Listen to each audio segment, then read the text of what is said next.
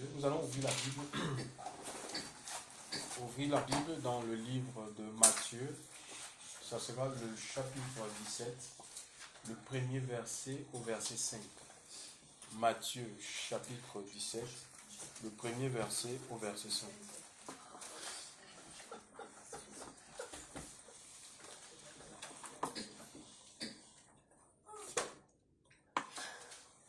Matthieu, chapitre 17, le premier verset au verset 5. Donc, si quelqu'un a la page, lisez pour tout le monde, s'il vous plaît.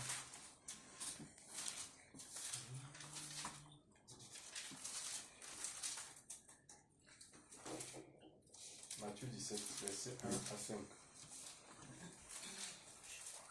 Et 6 jours après, Yahushua prend Pétros et Jacob et son frère Yohanan et les mène à l'écart sur une haute montagne.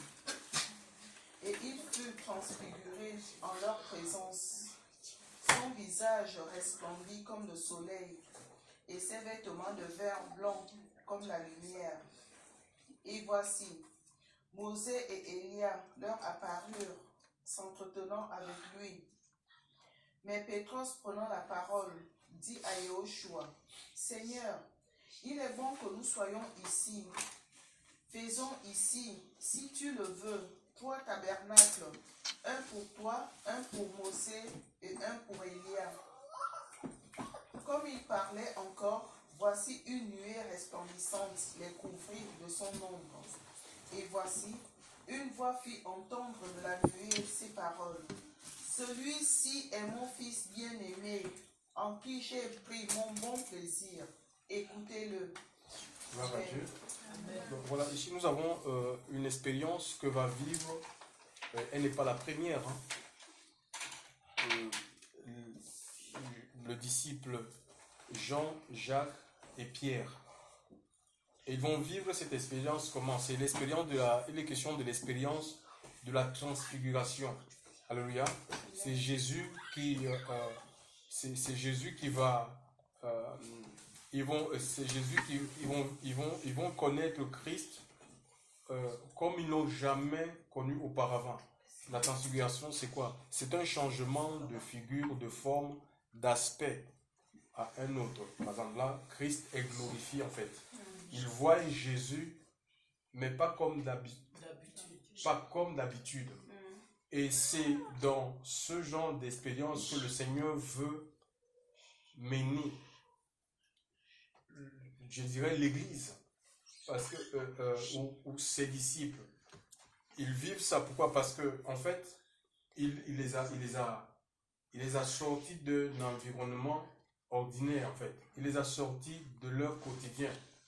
Encore, faudrait-il que ces personnes veuillent sortir, parce que s'ils ne se mettaient pas à l'écart pour aller sur une haute montagne, d'accord, ils n'ont pas vécu cette expérience au bord du lac de Tibériade, ni au mont des Oliviers, chers frères et sœurs. L'écriture de la montagne ici, cette montagne n'est pas définie,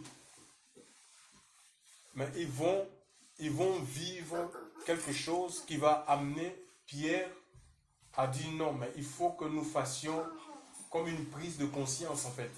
Il faut que nous fassions 3 tentes. Alléluia. Une pour Moïse, une pour Élie et une pour le Seigneur lui-même. Le tabernacle, c'est tente. C'est tente ou cabane ou maison. Il faut que nous construisions 3 maisons. Alors, ici, chers frères, le Seigneur veut nous amener, veut amener l'Église à ne pas s'asseoir sur les acquis. D'accord? On ne peut pas s'asseoir sur même les expériences passées et servir Dieu en nous appuyant uniquement sur ces expériences.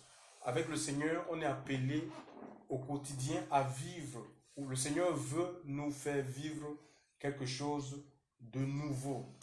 D'accord? Quelque chose d'inhabituel. C'est ça, il veut apporter un changement nouveau dans notre vie. Alléluia. Même dans notre façon. C'est pas que la vie en fait. Même dans notre façon d'exercer sur les dons, les habilités qu'il nous a données. D'accord? Les compétences. Hein, il y a des gens qui sont médecins, mais ils continuent, ils font ce qu'on appelle des stages de perfectionnement. Hein, le Seigneur veut nous amener de transformation en transformation, chers frères et sœurs, d'élévation en élévation, voilà, de gloire en gloire, comme le Seigneur, l'Esprit nous dit, l'Écriture. Maintenant, vivre les expériences nouvelles avec le Seigneur, ça n'a rien à voir avec notre condition sociale, d'accord, notre niveau d'études. Ça n'a aucune importance. Ces trois compagnons, ils étaient pêcheurs de tradition. Ça se transmettait de père en fils. Ils ne sont pas allés dans l'école. Hein. Jésus les a trouvés au bord du Tibériade. Et ils étaient fatigués de la pêche, fatigués de ce qu'ils jetaient leur filet et ils n'apportaient pas, ils ne gagnaient pas grand-chose. Donc, ils se fatiguaient à travailler sans avoir le revenu de leur travail. Jésus va les prêcher et il va leur demander de lancer le filet. Je crois Pierre va dire, mais attends, nous avons pêché toute la nuit, mais sur ta parole, voilà, je vais jeter le filet. Et c'est ce qu'ils ont fait en fait. Ils ont obéi à la voix du Seigneur. Et on voit que, alors qu'ils passaient des jours, des mois, sans avoir du poisson, là, il y a un miracle qui va se produire. Alors, ils auront du poisson au point où il va appeler. Le filet de Pierre va prendre du poisson au point où il va appeler ses associés pour les aider parce que tellement la barque ne pouvait pas contenir la quantité, la quantité qui était dans le filet. Il va appeler Jacques et Jean, ce sont les fils de Zébédée pour les aider. Et on voit ici, nous sommes dans Luc chapitre 5. Luc chapitre 5, le verset 11 nous dit quand ils sont venus au bord, ils ont tout quitté. D'accord? Ils ont tout quitté pour suivre le Seigneur. Ça veut dire qu'ils ne se sont pas, eux qui étaient attachés à leur filet, à la pêche, ils vont pour un temps tout quitter pour suivre le Seigneur. Imaginez un peu, ils se seraient contentés de dire, nous avons eu beaucoup de poissons, le chiffre d'affaires a augmenté, donc on a encore besoin de quoi? On n'a plus besoin de rien. Voyez, ils seraient restés dans cette expérience-là. C'est le cas de beaucoup d'enfants de Dieu, c'est le cas de beaucoup de serviteurs de Dieu, c'est le cas de beaucoup d'appelés du Seigneur. Donc, ils ont suivi le Seigneur. Alléluia. C'est ça un disciple. Un disciple, c'est celui qui suit un maître. Et à l'époque, il le suivait littéralement. Ça veut dire quand Jésus allait, il se rendait par exemple en Galilée, ils étaient avec lui. Il se rendait à Jérusalem, ils étaient avec le maître. Alléluia. Et c'est comme ça qu'il les transmettait les enseignements. Déjà de manière orale, mais aussi par des conseils. Quand il enseignait aux gens, des conseils, donc on apprend. En écoutant comment il donnait des conseils aux gens, ou même ses prises de position, chers frères et sœurs, face aux religieux. C'est une façon d'enseigner aussi, enseigner ses disciples. Donc, et si nous voulons aller plus loin, chers frères et sœurs, donc on doit suivre le Seigneur. Alléluia. On doit suivre le Seigneur parce qu'on a besoin de quoi? On a besoin de ce corps, le corps glorifié en fait. Tu vois? Donc, un corps qui est rempli de la présence de Dieu. Pour vivre sur la terre, alléluia, pour mener une vie sainte, une vie sans péché, nous avons besoin de la présence du Seigneur. Et le Seigneur veut nous attirer effectivement dans sa présence. Parce qu'on ne peut pas, les péchés, les impuretés ne peuvent pas résister face à la présence du Seigneur. D'accord? Nous avons Moïse, nous avons l'exemple de Moïse quand il est allé sur la montagne 40 jours pour recevoir la loi. Descendu de la montagne, l'Écriture dit que tellement l'aspect de son visage, on peut dire, avait transfiguré en fait. Donc on ne l'a pas reconnu au point où on ne pouvait pas regarder Moïse en face des enfants d'Israël. Il était obligé de mettre un voile sur son visage. C'est ce qui se passe en fait. Si nous allons dans la présence de Dieu, si nous laissons le Seigneur nous attirer dans sa présence, mais tellement nous allons être remplis de lui. Parce que quand on parle de rempli de Dieu, c'est rempli de sa justice. D'accord? Pour pouvoir affronter les problèmes, pour pouvoir dire aux gens la vérité. On ne va pas rentrer, on ne va pas contourner. Alléluia. On va dire les choses comme elles sont en fait. Sans prendre parti. Mais ça, c'est la force du Seigneur, chers frères et sœurs. C'est la force du Seigneur dont on a besoin. Cette épreuve-là, aller sur une haute montagne.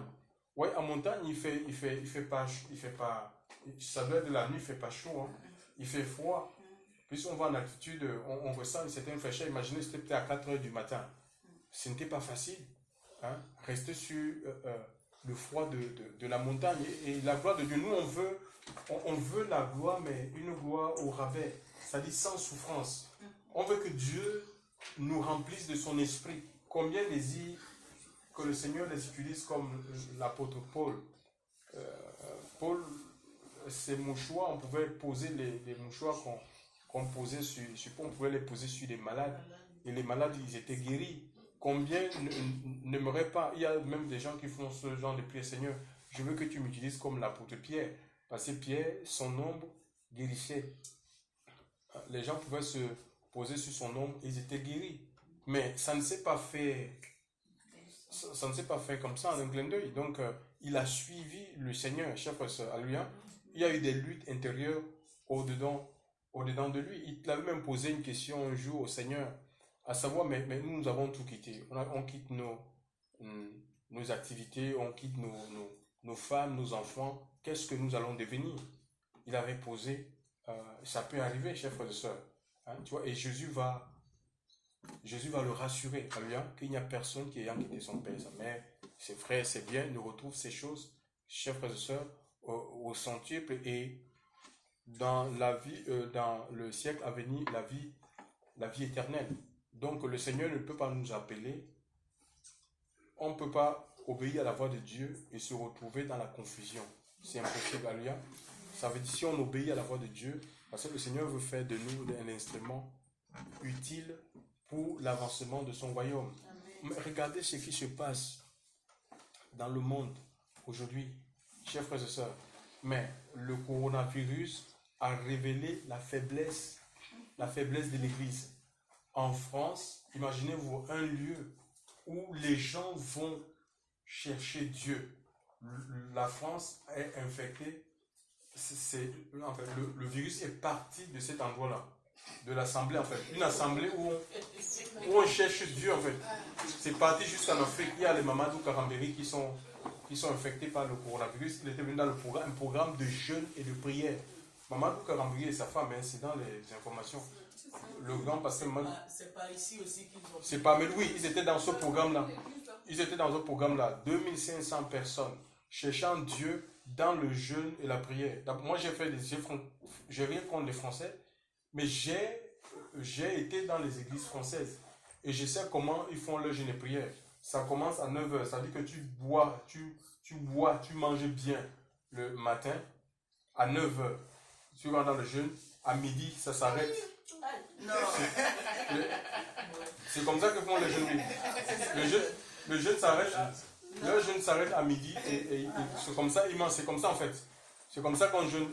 Si j'ai été dans la plus grande église de Montpellier,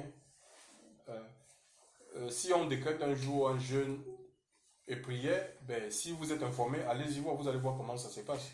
Donc, le jeûne, il s'arrête à midi. Donc, comment un endroit, parce que l'assemblée, c'est un lieu de restauration. C'est un lieu où les gens vont chercher des vitamines spirituelles pour pouvoir affronter le monde, chers frères et sœurs. Les gens vont pouvoir être équipés, chers frères et sœurs. Comment un endroit, donc c'est une alerte en fait. C'est Dieu qui est en train d'alerter l'église en fait. C'est un message pour alerter l'église que revoyez vos fondements, chers frères et sœurs. Revoyez vos fondements. Revoyez, il n'est pas question de colmater quelque chose. C'est quand quelque chose ne marche pas, on ne peut pas déplacer les bornes en fait. les apôtres ont jeté les bases de la construction de l'église. Hein. Ce n'est pas un bâtiment. Hein. L'église véritable est édifiée sur le fondement des apôtres et des prophètes. C'est Jésus qui est la pierre maîtresse. Donc on ne peut pas poser l'apôtre Paul, dans le livre des Corinthiens 3, dit qu'on ne peut pas poser un autre fondement en dehors de celui qui a été posé, chers frères et sœurs. Mais sinon, si nous posons un autre fondement, le bâtiment sera fragile. Pourquoi? Parce que l'église, c'est une armée et nous sommes en guerre. C'est comme si on ouvrait des brèches. Et l'ennemi va faire quoi? Il va rentrer.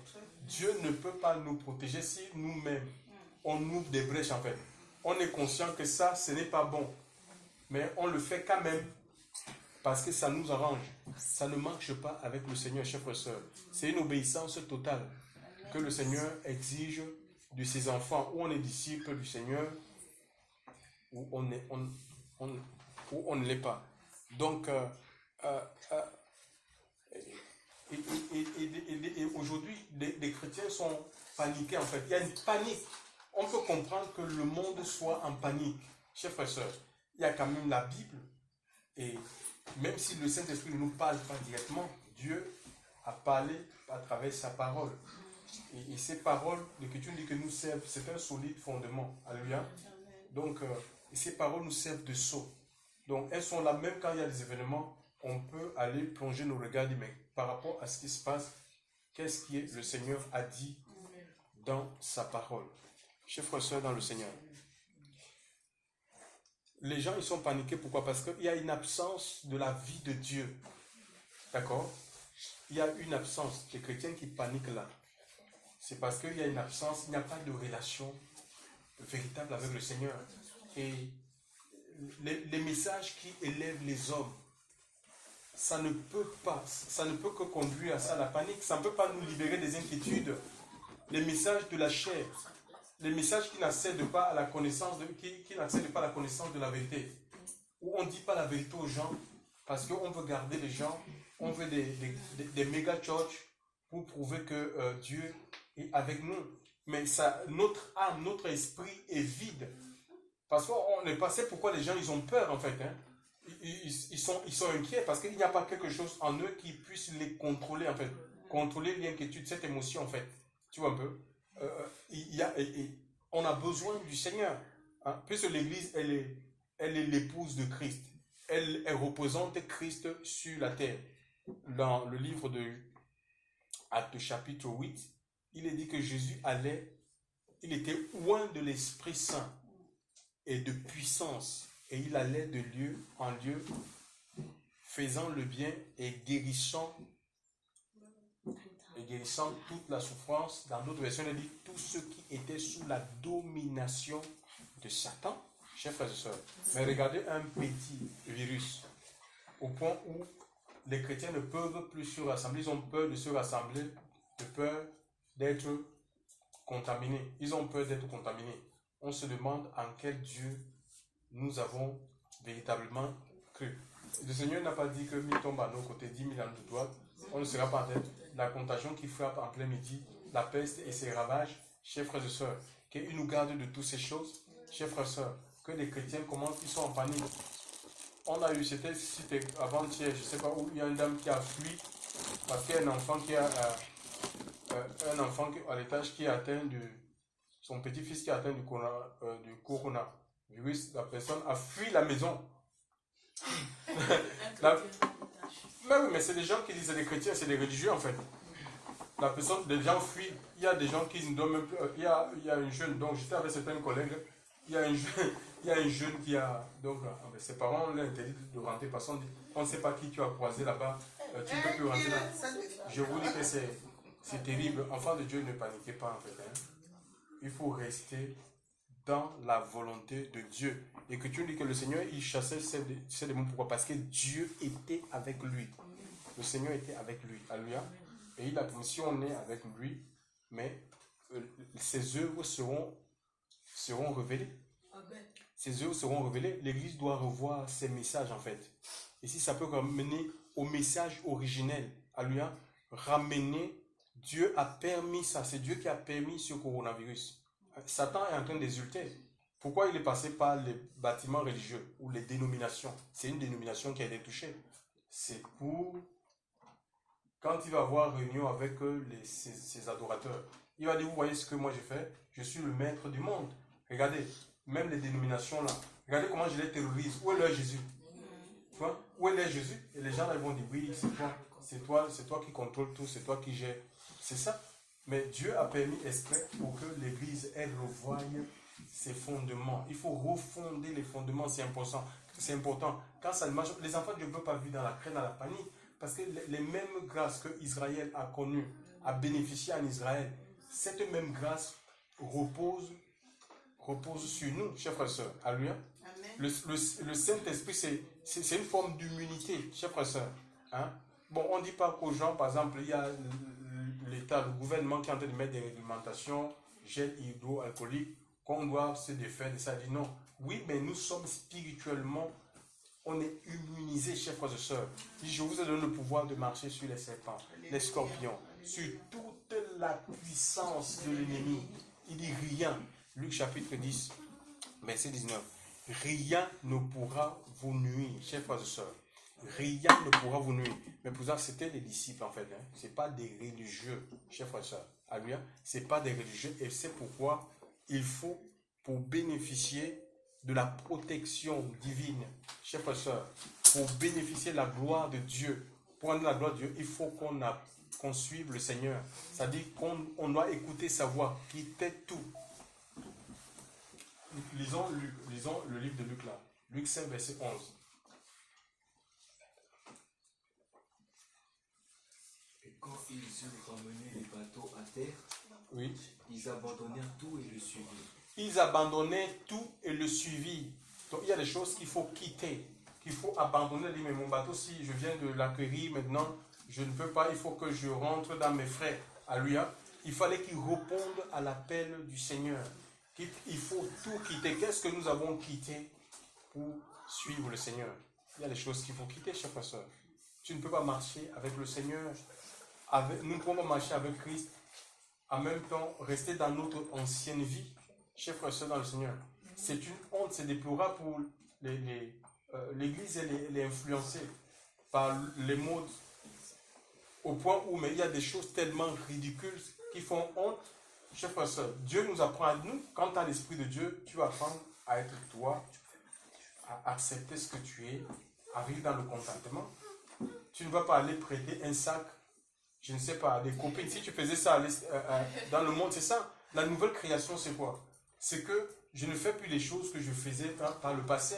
Si j'allais prêter les sacs des copines jusqu'à les caleçons, parce que je vais aller dans les rendez-vous avec un homme, ça je ne le fais plus. Ou aller me tresser avec, je ne sais pas, je vais voir, Seigneur, une vie de paillettes, d'artifice. Il faut sortir de tout ça. Je vais aller, la soeur comme elle a un salon, je m'en vais me coiffer à crédit. Je m'en vais prendre les tissages à crédit. Tout est crédit, jusqu'aux ongles. Chers frères et sœurs. Hein? Non, mais mon tissage là, tu peux prendre ça en 4, 5 chèques pour un tissage de 200 €. Parce qu'on a un rendez-vous avec nous. Mais il faut arrêter ça, chers frères et sœurs.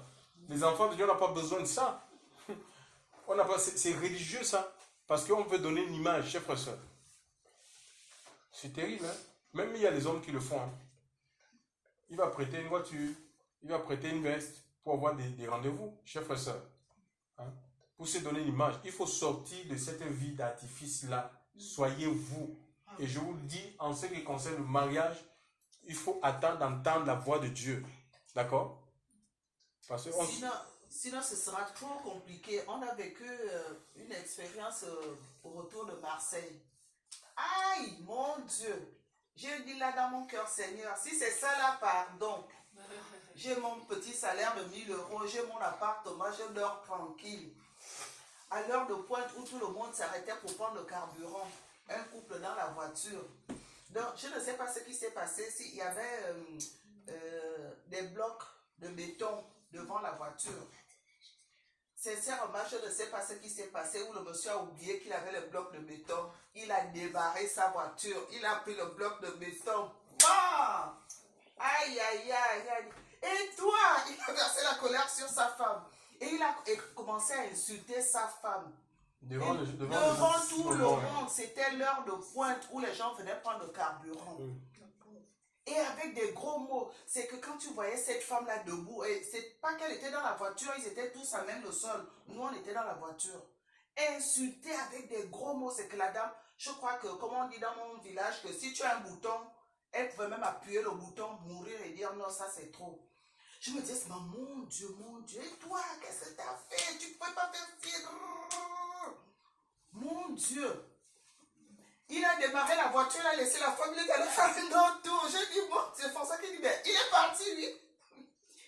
Non, donc, pardonnez-moi juste pour dire que c'est ce que le frère dit là. Si on ne l'avait jamais compris, non, là, il faut vraiment attendre que Dieu te dise quelque chose. C'est pas parce que je veux me marier que je vais prendre ça là. Non. Chers frères et sœurs dans le Seigneur. Non, pitié, pas ça. Eh oui, ça c'est... C'est chaud. C'est vraiment... Donc, bon...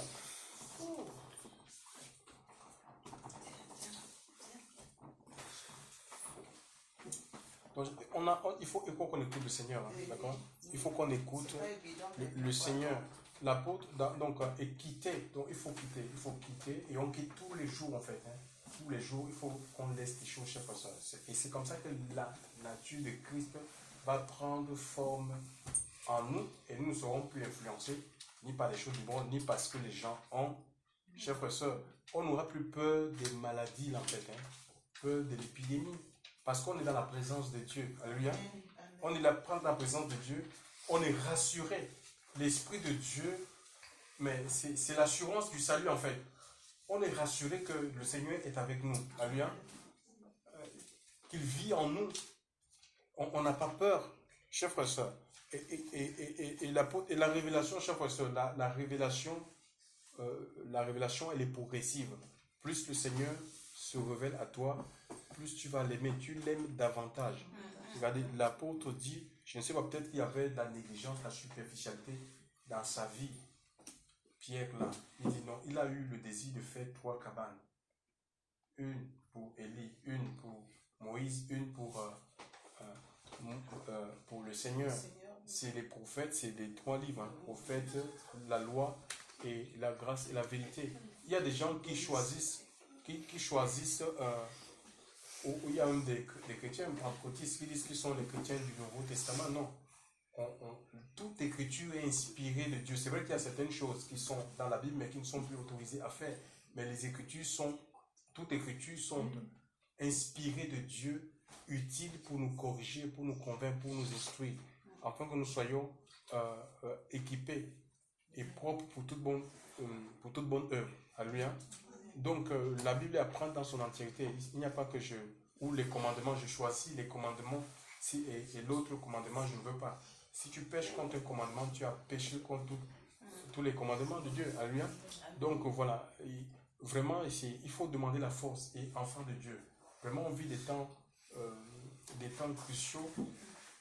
Contentons-nous de ce qu'on a. Si on volait, il faut qu'on arrête de voler, chers frères et sœurs.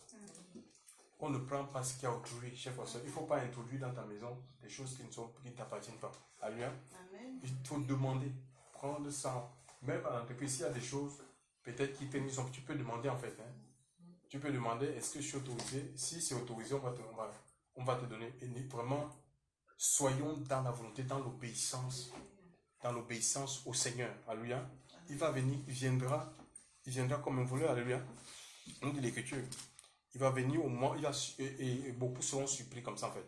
Il ne faudrait pas que l'avènement de Christ nous surprenne. Donc, et les 2 personnes, Élie et Moïse, vont disparaître et ils verront Christ et une voix qui se fera entendre en disant, celui-ci est mon fils bien-aimé. Il dit, écoutez-le. Alléluia. Oui, parce qu'en écoutant Christ, c'est la vérité en fait. Et c'est la vérité qui nous affranchit. C'est la vérité qui nous libère. Donc aujourd'hui, pourquoi sommes-nous attachés? Attachés au monde, à l'amour du monde, aux appétits de la chair, on veut à tout prix plaire. Mais chers frères et sœurs dans le Seigneur, laissons la vérité nous libérer, chers frères et sœurs. Si on a grâce, parce que certains certains ne sont pas changés parce qu'ils écoutent les hommes en fait. Ils écoutent des prédications charnelles. Et ces prédications ne peuvent pas apporter la transformation intérieure, oui. Une transformation intérieure en fait. Tu vois? Il faut qu'on écoute la voix de Dieu et Dieu peut te parler personnellement. Dieu peut te parler, peut te reprendre de manière personnelle dans ton intimité, dans ton cœur, que nous sommes même là, en train de parler du Seigneur, te clair sur un point. Il faut que tu obéisses, chers frères et sœurs. Alléluia. Il faut que tu obéisses si tu veux vivre la gloire de Dieu, si tu veux que le Seigneur se serve de toi, parce que c'est Dieu qui doit se servir de nous. On ne se sert pas de Dieu. Alléluia. C'est Dieu qui doit nous équiper, chers frères et sœurs. Nous sommes une armée. C'est le Seigneur qui nous donne les armes. Alléluia. C'est le Seigneur qui donne les armes. Alléluia. Et si on est sous-équipé, mal équipé, ce n'est pas on ne viendra pas à bout du virus, du coronavirus. On va vivre dans la terreur. Satan va nous terroriser, chers frères et sœurs. Les sorciers vont nous faire la fête, chers frères et sœurs. Alléluia. Donc, il faut s'abandonner entre les mains de Dieu. S'abandonner en Dieu. Il y a plusieurs passages, par exemple, Ésaïe 28. Ésaïe 28, chers frères et sœurs. Ésaïe 28, verset 16. Qu'est-ce qu'il dit?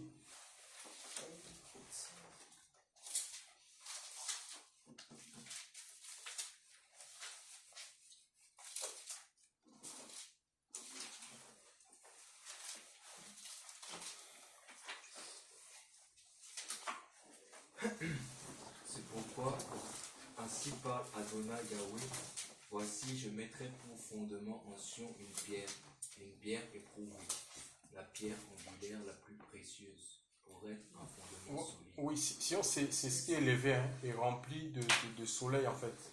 Tu vois, donc c'est une montagne. C'est une montagne en Palestine. Et il dit, le fondement ici, c'est Christ en fait. Et il dit que si nous, on accepte Christ comme le fondement, la fondation de ta vie, alléluia, que ta vie repose sur le Seigneur, pas sur un homme, pas sur un système quelconque. D'accord? Parce qu'un système ne peut pas venir à bout des œuvres de Satan. La preuve en est. Hein, c'est dans un système dénominationnel que le coronavirus s'est répandu dans toute la France. Et pourtant, l'Église est établie sur la terre pour détruire quoi? Les œuvres du diable et son empire. L'Église est établie pour continuer le ministère de Christ. Aujourd'hui, même avec le je ne suis même pas sûr qu'un pasteur, certains ont même peur de prier, d'imposer les mains. Oui, parce qu'ils ont peur d'attraper le coronavirus, quoi. Ils ont peur, oui, donc, Seigneur, c'est grave, hein. Donc, il dit, celui qui pourra appuyer cette pierre-là, il ne va pas faire, c'est-à-dire qu'il ne sera pas dans la confusion, les situations, tu ne seras pas dans la panique, parce que c'est un royaume, c'est un royaume qui est inébranlable, qu'on ne peut pas ébranler, comme on est en train de voir le coronavirus en train d'ébranler les nations sont en train de se barricader. Non, chers frères et sœurs, c'est un royaume inébranlable, chers frères et sœurs. C'est comme ça, il faut se reposer sur le Seigneur, alléluia. Oui, c'est un fondement sûr, alléluia. Il dit le séjour des morts dans le livre de Matthieu, chapitre 16, 18. Je dis que tu es pierre, sur toi je bâtirai mon église. Le séjour des morts ne prévaudra point. Donc, quel que soit ce qui sera préparé dans le monde de l'enfer pour envoyer sur la terre, ça va toucher les hommes, mais les hommes qui ne sont pas en Christ, pas ceux qui sont en Christ. Et même si ceux qui sont en Christ sont atteints, la Bible dit que le malheur atteint souvent le juste, mais le Seigneur l'en délivre. Alléluia. On peut compter sur la fidélité de Dieu. Alléluia. Parce qu'il n'a pas changé. Chers frères et sœurs dans le Seigneur, Dieu peut permettre ça pour nous éprouver comme il a fait avec Job. Alléluia. Et on va finir par Ésaïe 26. Là, c'est la totale. Ésaïe 26, verset 3 à 4.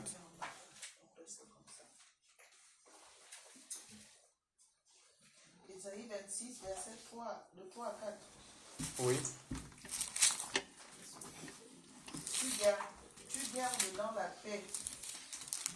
paix, une deuxième fois, celui dont les deux saints s'appuient sur toi, parce qu'il se confie en toi.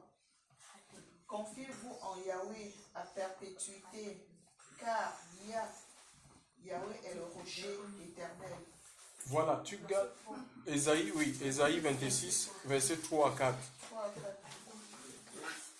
Donc le Seigneur veut nous garder dans une paix qui est parfaite. D'accord? Une paix qui est parfaite, une paix sans faille. Alléluia. Celui qui s'appuie ou qui se confie en lui. Donc c'est quelque chose, c'est quelque chose d'individuel en fait. Hein? D'accord? C'est chacun pour sa vie. Le salut, c'est quelque chose de personnel, d'individuel. Alléluia. On l'a construit à travers Christ et sa parole. Plus tu t'appuies sur le Seigneur, ta paix sera profonde. Alléluia. Il va déverser cette paix-là, une mesure serrée, tassée, secouée, qui déborde. Pendant que les gens sont en train de s'affoler autour de toi, tu es dans le repos du Seigneur. Alléluia. L'Écriture dit qu'il est le rocher des siècles. Alléluia. Hein? Le rocher des siècles. Alléluia. Donc, peu importe les âges, les gouvernements vont passer, les constitutions vont changer, mais Christ demeure éternellement. Il ne change pas et ses promesses sont oui, ses promesses sont dignes d'être reçues, quoi. Ses promesses sont sans faille en fait. Donc Dieu est fidèle, il ne change pas. Donc c'est à nous de nous appuyer et de compter sur lui. Alléluia. On peut vivre des expériences nouvelles. Ce n'est pas un problème de niveau d'études, de niveau de connaissance ou la théologie. Voilà que ça a touché les théologiens. Hein, en pleine prière, en pleine prière. Tu vois?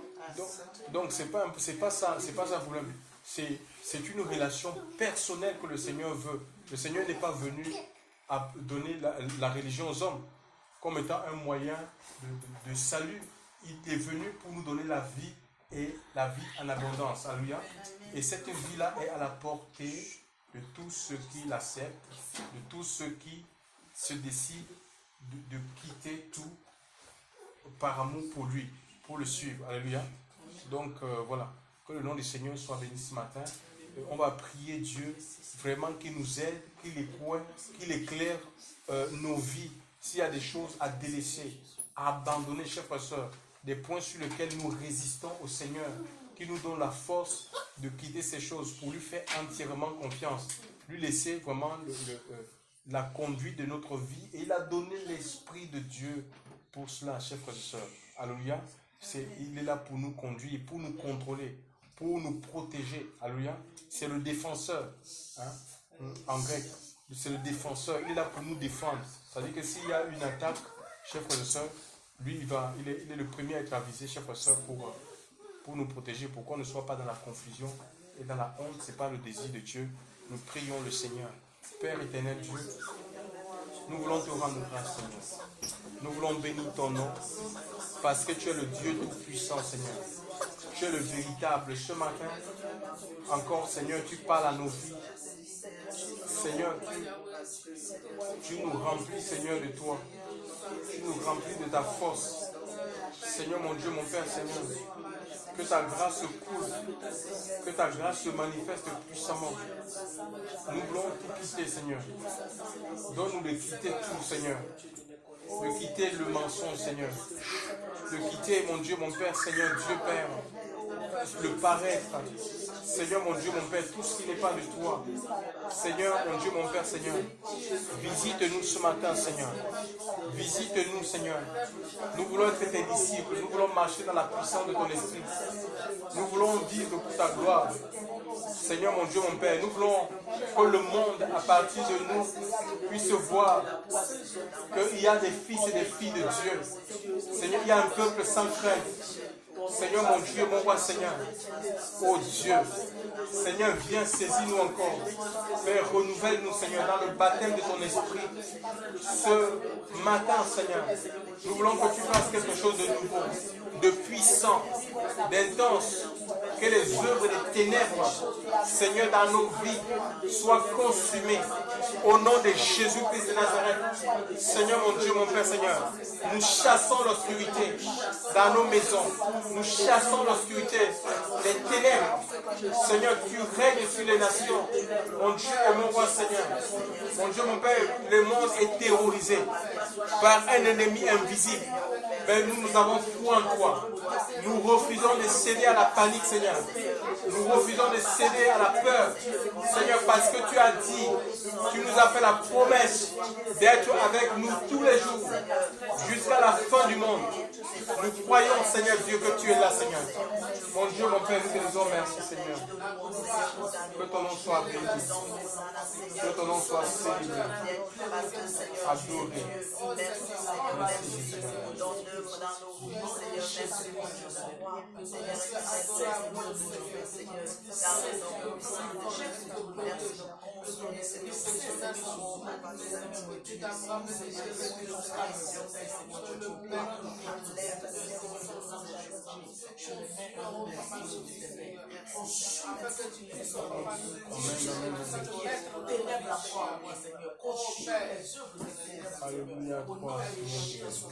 On prie pour les membres de nos familles.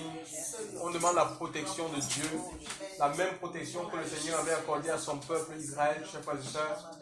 Il dit, si tu crois, toi et toute ta famille, tu seras sauvé. Nous prions, peu importe là où ils sont, peu importe le pays, le continent, la ville, le village. Nous prions pour que le Seigneur puisse les garder, que l'ombre de Dieu puisse les recouvrir et que rien de mal ne puisse leur arriver. Nous sommes en prière. Notre Dieu, notre roi, nous prions pour les membres de nos familles, Seigneur. Tu as dit dans ta parole, Seigneur, mon Dieu, mon roi, Seigneur, que si nous croyons, nous et les nôtres serons sauvés. Nous prions pour que tu étendes ton bras puissant, que tu te manifestes, te protèges les membres de nos familles. Garde-les en ton nom. Chasse la confusion, les œuvres des ténèbres, que tous les plans du diable, Seigneur mon Dieu, mon Père, soient consumés au nom de Jésus de Nazareth. Père, nous te disons merci, Seigneur. Étends ton bras puissant dans la vie de vieux, Seigneur. Tu vois dans quel état il est, Seigneur Dieu. Mon Dieu, mon